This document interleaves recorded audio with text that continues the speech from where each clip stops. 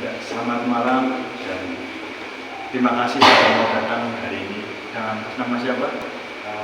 Nama Mas Zaki. Bagaimana kabar Mas Zaki akhir-akhir ini? Jadi ya Pak, saya untuk akhir-akhir itu agak tidak begitu baik. Mungkin beberapa minggu ini rasanya sangat berat sekali. Oh, terima kasih sudah mau jujur. Mas Zaki sudah melakukan hal yang sangat penting hari ini. Berani datang dan mau bercerita. Di sini kamu bebas menyampaikan apapun dan saya akan menjaga kerahasiaan. Jadi dalam sesi ini kita akan ngobrol tentang apa yang Mas Zaki rasakan belakangan ini, khususnya yang berkaitan dengan skripsi Mas Zaki ya. Iya. Saya akan membantu semampu saya dan kamu nggak perlu takut dihakimi atau dinilai. Saya di sini untuk mendengarkan Mas Zaki secara sepenuhnya. Iya Pak. Iya Pak. Saya merasa cukup hebat untuk bercerita, karena saya sudah enggak sanggup sendiri. Coba kamu ceritakan dari awal apa yang sedang kamu alami terkait skripsi Mas Zaki. Ya baik Pak, awalnya itu saya merasa semangat gitu ya Pak. Saya sudah bikin proposal, ambil tema yang saya suka, tapi lama-lama setelah bimbingan berkali-kali dengan dosen saya makin susah. Jadi makin dari dosen itu makin susah dihubungi. Kadang saya tidak dibalas tanya gitu, kadang saya diminta revisi, katanya nggak jelas gitu. Ya kurang jelas untuk dipahami. Jadi Mas Zaki merasa semangatnya itu mulai menurun karena kesulitan untuk berkomunikasi dengan dosen pembimbingnya gitu. Iya. Oh iya, ya seperti itulah Mas. Rasanya saya itu kayak kerja sendiri seperti itu. Teman-teman saya sudah pada maju sidang, terus saya masih seperti ini Mas. Terdengar dari cerita yang Mas Zaki bawa. Ini Mas kita tinggal dalam kata Mas Zaki ya. Iya.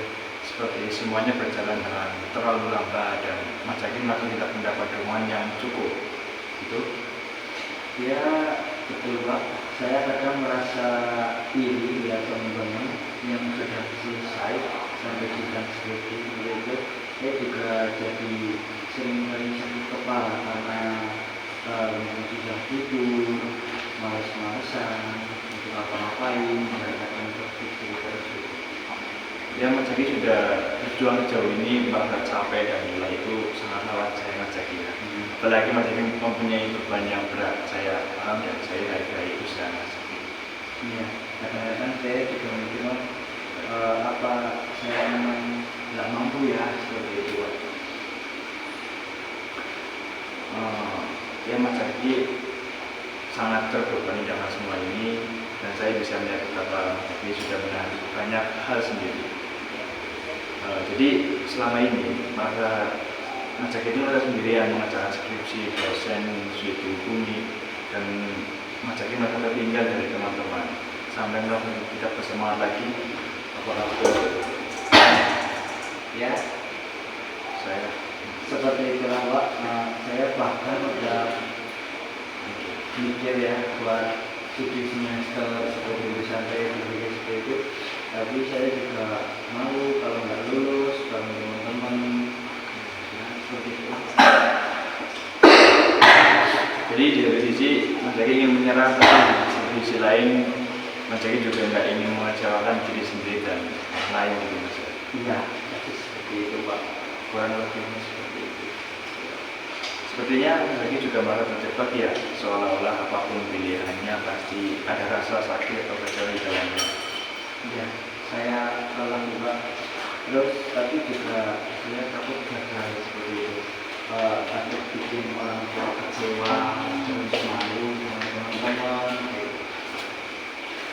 Ya, Mas Zaki masih yang benar ya. Iya. Mas Zaki meskipun terasa lambat, tapi Mas Zaki belum berhenti. Banyak orang juga mengalami hal yang mirip kayak Mas Zaki. saya percaya bahwasanya Mas Agi bisa menyelesaikan ini semua. Kita hanya perlu merancang langkah kecil-kecil dulu. Iya, yang seperti itu Pak.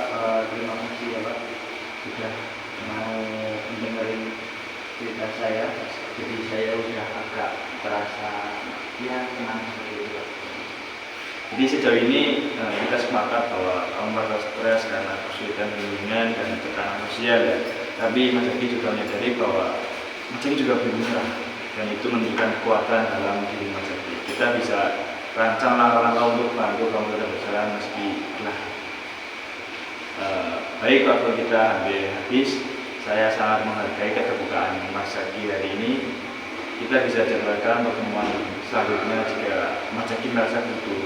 Sementara ini, cobalah luangkan waktu untuk diri Mas Agi, relaks sejenak dan mulai dari hal kecil, misalnya membuat to-do list harian yang ringan.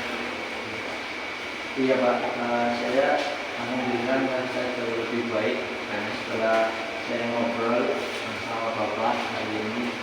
Terima kasih Pak. Saya senang sekali mendengarnya. Terima kasih sudah datang dan bersedia jujur. Sampai ketemu di sesi selanjutnya. Tetap semangat Mas Agi. Semangat. Oke, saya tutup sesi kali ini.